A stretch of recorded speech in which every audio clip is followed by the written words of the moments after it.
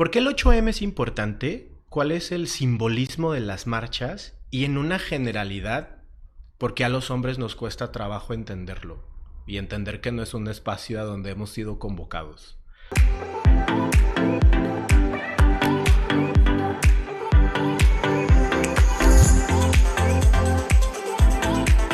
Es muy potente y es muy poderoso el movimiento de las mujeres organizadas porque nos han llevado a ver cosas que no veríamos comúnmente, ¿sí? Y hay muchas reacciones, hay muchas respuestas.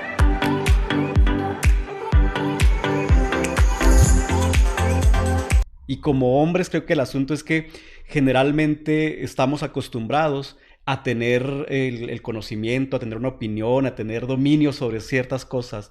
Y entonces cuando nos encontramos ante algo nuevo, pues entramos ahí en un tipo de conflicto, de shock, depende, algunos más, otros menos, pero creo que estar en situaciones desconocidas nos pone mal. Entonces, darnos cuenta de eso creo que es algo importante. A ver, pues sí, no estoy sabiendo lidiar con esto, pero pues entonces, ¿qué tengo que hacer? Pues a ver, para empezar, no reacciones al impulso desde la ignorancia, ¿no? Sino frénate, escucha, observa, a ver, pregúntate cosas. Creo que eso es un ejercicio bien poderoso. Pregúntate, ve hacia adentro a ver qué te encuentras ahí, ¿no? Pues me gustaría entrar en materia y colocar el tema rumbo al 8M, ¿no? En- y me gustaría que dialogáramos un poquito sobre cuál, por qué el 8M es importante, cuál es el simbolismo de las marchas y en una generalidad, por qué a los hombres nos cuesta trabajo entenderlo y entender que no es un espacio a donde hemos sido convocados. ¿Tú qué colocarías? Y justamente cuando empezó la pandemia, yo recuerdo que iba a ser la primera marcha ya de una manera mucho más grande, mucho más global. Y para esa ocasión quisiera compartirte una experiencia que me impactó mucho. A mí me invitaron a una maquiladora para que fuera a trabajar con los hombres. La mayoría de la producción estaba a cargo de operadoras mujeres, entonces no iban a ir a trabajar y no sabían qué hacer en la maquila, entonces dijeron, pues bueno, tenemos a un porcentaje de hombres que eran básicamente los que estaban en áreas administrativas y en algunas otras, entonces como iba a ser el paro, no hallaban qué hacer, entonces me invitan y ahí yo recuerdo que por primera vez vi a varios hombres angustiados. Hablamos de gerentes de la maquiladora porque no hallaban qué hacer, porque incluso los cargos donde habían gerentes mujeres no iban a ir ese día. Entonces tenían el problema de por dónde le damos, qué hacemos. Y fue interesante porque a partir de eso, del paro de las mujeres, el paro nacional de las mujeres, es que estos hombres empiezan a preguntarse, ¿qué vamos a hacer? ¿Por dónde le damos? Decimos que son vacaciones, les descontamos el día, no se los descontamos, o sea, cosas de ese tipo que nunca se habían preguntado, en esa ocasión le tocó preguntárselas. Entonces creo que pues es muy potente y es muy poderoso el movimiento de las mujeres organizadas porque nos han llevado a ver cosas que no veríamos comúnmente. Sí, y hay muchas reacciones, hay muchas respuestas. Ahí en esa ocasión decían los compañeros que los hombres dijeron, que son unas flojas, son unas tal por cual, que cómo se les ocurre que uno como hombre nunca falta al trabajo, siempre lo pone en primer lugar y no va a ser la excepción. Yo soy el proveedor, estoy cumpliendo. Ahí está. Entonces, pues creo que ha ido cobrando fuerza y cada vez más personas en general y más hombres, pues les toca enterarse del tema aunque no quieran. Claro, claro. Y fíjate que escuchándote evocaba también, que no sé, esta experiencia que contabas de la maquila fue en el 2020. Sí. Y fíjate, justo en el 2020 recuerdo que justo, o sea, cuando fue el día del paro, pues yo estaba, bueno, antes del día del paro, ¿no? Como unas semanas antes, pero ya estaba toda esta organización, ¿no? Como política y tal, como ir colocando los días, los hashtags y tal. Y pues nada, yo estaba pensando, ¿y qué van a hacer en Chihuahua? ¿Y qué se va a hacer el 9M, ¿no? Como después de la marcha, ¿no? ¿Y quién va a hacer, ¿no? Alguna actividad. Y de pronto como que me cayó el 20, ¿no? Yo tengo una responsabilidad, ¿no? Como soy un coordinador en una institución en el área de derechos humanos, ¿qué puedo hacer? Y justo dije, bueno, Tenía muy poquito tiempo yo acá en Chihuahua y hice dos cosas y resultaron interesantes.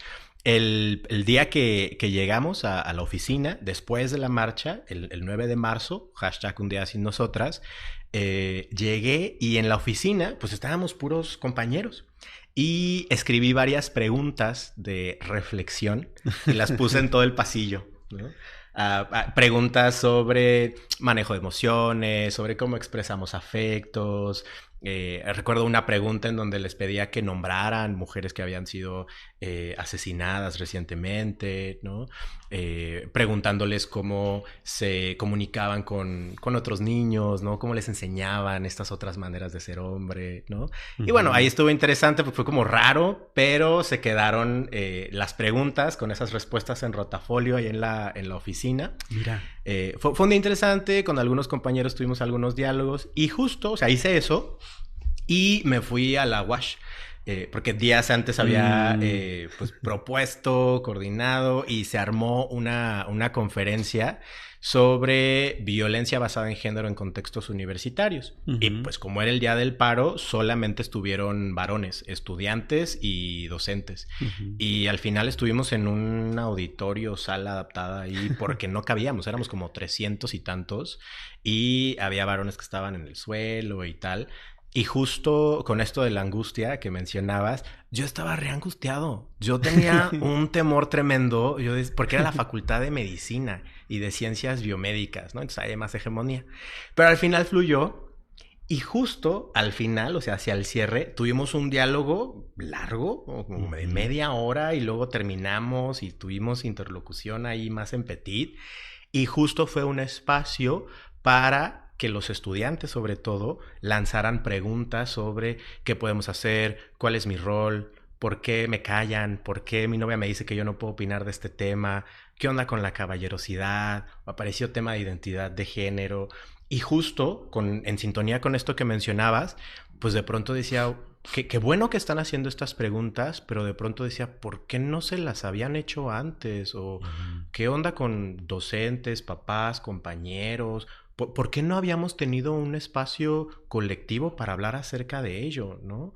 Y justo ahí es en donde viene esta parte, pues, que nos invita a la reflexión, ¿no? Como con estas acciones, ¿no? De las colectivas, ¿no? De feministas, fue que nos vimos orillados a gestionar estos espacios y vernos a la cara y decir, bueno, ¿y cómo nos sentimos y qué hacemos, ¿no?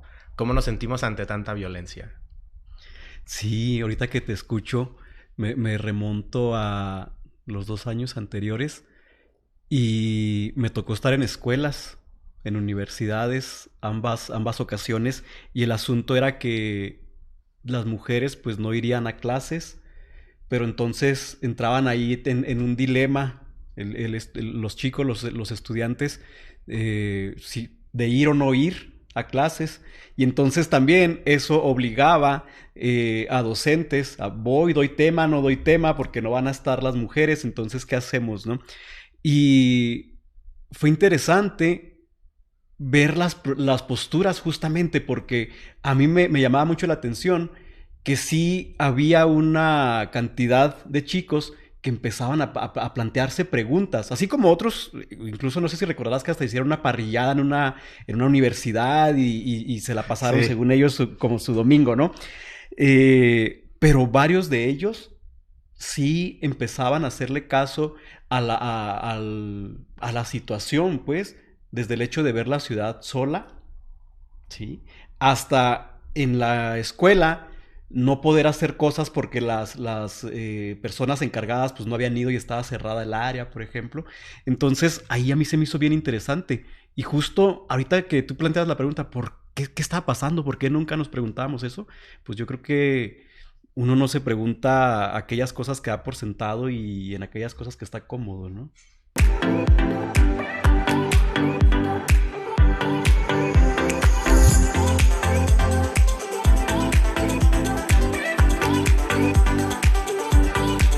Que pues de depende de las intersecciones, ¿no? Ujú. Pero en esta seguridad de, pues, yo siempre puedo estar en todos los espacios, porque me enseñaron que el espacio público es mío. En el momento en el que un día, bajo condiciones específicas, me dicen, aquí no vayas, aquí no puedes, aquí no te toca, creo que ahí dispara muchísimas cosas, ¿no? Idealmente, desde la ética, la empatía, la congruencia, ¿qué toca el 8 de marzo? ¿Qué es ideal que hagamos los hombres si no nos corresponde ir a marchar en ese espacio público? Sí, aunado a lo que mencionabas, Andrés, creo que es bien importante evitar hacer descalificaciones de las expresiones que hacen las mujeres en ese día, un día muy específico, porque creo que es muy fácil empezar a dar contras, a hacer publicaciones, pues, que intentan desacreditar. Y creo que muy en la línea que tú mencionabas, pues, indagar, interesarnos en ver qué es lo que está pasando lejos de estar atacando o de contraatacar, porque hay muchos hombres que se sienten atacados directamente, entonces lo que buscan es el contraataque, pues bueno, a ver, espérate y escucha, en realidad no te están atacando. Ve e intenta ver las cosas desde la postura en donde que tienen ellas al momento de estarlo planteando. Ve a lo cotidiano, como lo mencionabas tú. Creo que eso es bien importante. Y informarse es algo básico. Es algo básico. A mí me ha tocado con estudiantes, por ejemplo, que cuando van y se informan y que se encuentran cosas que nunca habían visto, ahí les cambia el panorama y les cambia la perspectiva. Y creo que eso es algo importante, pues, la autosospecha y también ahí, a ver, qué de lo que están diciendo ellas puede ser que yo lo esté haciendo y nunca me he detenido a pensarlo. Claro, claro, me ha sentido porque creo que, y aquí van dos cosas, ¿no? Como por una parte el tema de identificar que es algo simbólico, ¿no? Sí. Es un acto simbólico, ¿no? De no pensar como esto es algo que me están diciendo directamente a mí.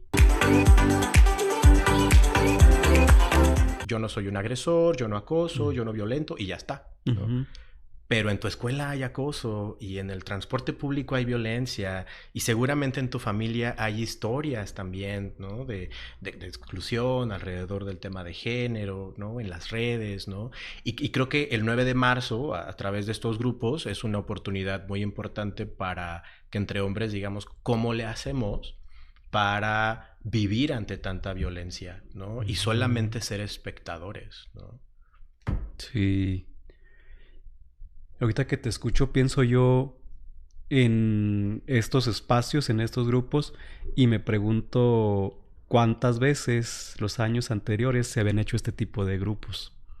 Y me parece bien importante porque creo que la respuesta sería, si acaso, una o dos veces, el 21, el 20, y esto también me parece relevante porque pues son cosas muy nuevas. Apenas estamos entrándole al tema. Las instituciones, justamente ahorita que lo mencionabas, se están poniendo a ver cosas que no habían visto. Y creo que es importante también que veamos que es un problema estructural y que si bien necesitamos hacer cambios desde lo individual, no basta y no es suficiente.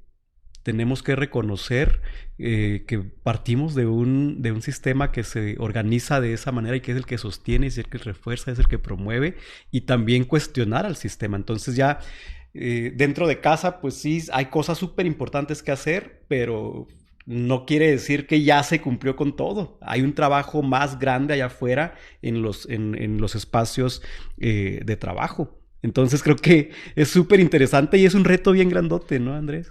Sí, totalmente. Y creo que también, o sea, con esto que mencionas, ¿no? De pues las instituciones en general, ¿no? Universidades, institutos públicos, o sea, cualquier espacio, ¿no? Que sienta esta convocatoria o que busque, y ahí pasan estas cosas interesantes, ¿no? Entre la carne asada que mencionabas por ahí, ¿no?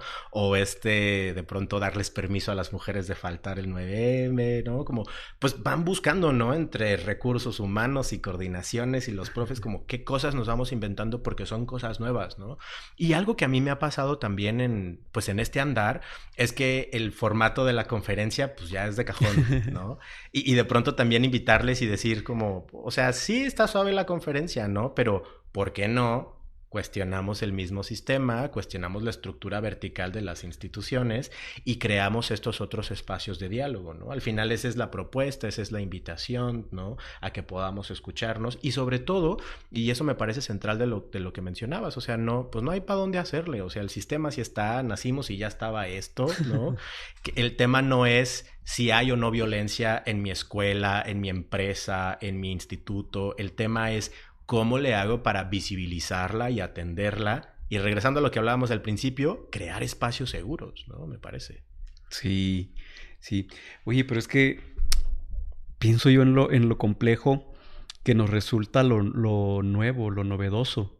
Sí, porque me regreso a tu pregunta de los espacios seguros. Y yo te voy a decir que hasta hace muy poco tiempo yo empecé a conectar con el tema de los espacios seguros. Ahorita pues ya es algo que me resulta muy familiar y puedo fluir y no me detengo a pensar, pero cuando escuché por primera vez esta cuestión de nombrar un espacio seguro, caray, ¿y a qué se refiere eso? Entonces creo que sí hay una tendencia muy generalizada a cuando nos encontramos con cosas nuevas, pues no saber cómo reaccionar. Y como hombres creo que el asunto es que generalmente estamos acostumbrados a tener el conocimiento, a tener una opinión, a tener dominio sobre ciertas cosas. Y entonces cuando nos encontramos ante algo nuevo, pues entramos ahí en un tipo de conflicto, de shock, depende, algunos más, otros menos, pero creo que estar en situaciones desconocidas nos pone mal. Entonces, darnos cuenta de eso creo que es algo importante. A ver, pues sí, no estoy sabiendo lidiar con esto, pero pues entonces, ¿qué tengo que hacer? Pues a ver, para empezar, no reacciones al impulso desde la ignorancia, ¿no? Sino frénate, escucha, observa, a ver, pregúntate cosas. Creo que eso es un ejercicio bien poderoso. Pregúntate, ve hacia adentro a ver qué te encuentras ahí, ¿no? Sí, y fíjate, justo con esto que mencionas, hay un ejercicio que me gusta hacer cuando convoco a espacios grupales, que es pues un cuestionario, siempre lo voy cambiando, la intención es generar como pues esta demográfica, ¿no? De quiénes somos, quiénes estamos, qué nos interesa, si vamos a ser 20, 30, ¿no? Y luego ya después pues ir creando con ellos los espacios seguros, ¿no? Y hay dos preguntas centrales que a mí me parecen siempre muy interesantes. Una, les pregunto, cuando nos vamos a reunir entre hombres, ¿no? Para hablar acerca de todos estos temas, ¿qué no te gustaría que pasara en este espacio entre hombres? Y lo que más responden es que me juzguen. Y un poco desde ahí, ¿no? Como viene pues ante la ignorancia, no sé, lo que voy a decir, nunca lo he dicho en otro espacio, entonces a lo mejor está mal o no es políticamente correcto. Y desde ahí también otra pregunta que lanzo es muy enfocada a los sentipensares, ¿no? De, ok, aquí está el discurso, no a la violencia, pero ¿qué sientes? ¿Y cómo expresas lo que sientes? ¿No? Y justo lanzo estas preguntas, ¿no? De si tienen interés de compartir sus sentipensares o sus emociones con otros varones. Y ahí es interesante, ¿no? Porque a veces me dicen sí, claro, otros no, o bueno, sí, pero es algo nuevo, quiero intentarlo, ¿no? Y pues desde ahí vamos viendo cómo bueno, más bien se deja ver toda esta enseñanza estereotípica de género en donde en las emociones los varones tenemos ahí como que pues un conflicto, ¿no? Como que ciertas habilidades no desarrolladas, un área de oportunidad, bueno, ahí podemos decirlo de maneras distintas, ¿no?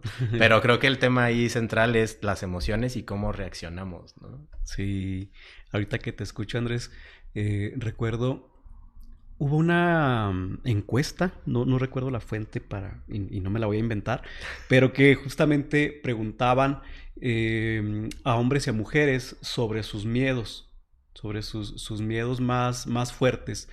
Y las mujeres expresaban que el mayor miedo que tenían era a ser asesinadas. Y por otra parte, los hombres lo que respondieron fue a ser juzgados por no cumplir, a ser juzgados por no dar la talla de hombre, ¿no? Esa mirada hegemónica de masculinidad. Y yo cuando la leí me pareció muy fuerte. Oye, y justo tiene que ver con esto que tú mencionas y que has encontrado en los grupos con los cuales has trabajado. Y pienso, o sea, ¿cómo puede ser posible que estemos en ese nivel que estemos colocándonos en esos lugares, pues, y cómo no nos damos cuenta del miedo que tienen las mujeres de ser asesinadas por el hecho de ser mujeres, pues, a mí me sorprende muchísimo, me impacta demasiado.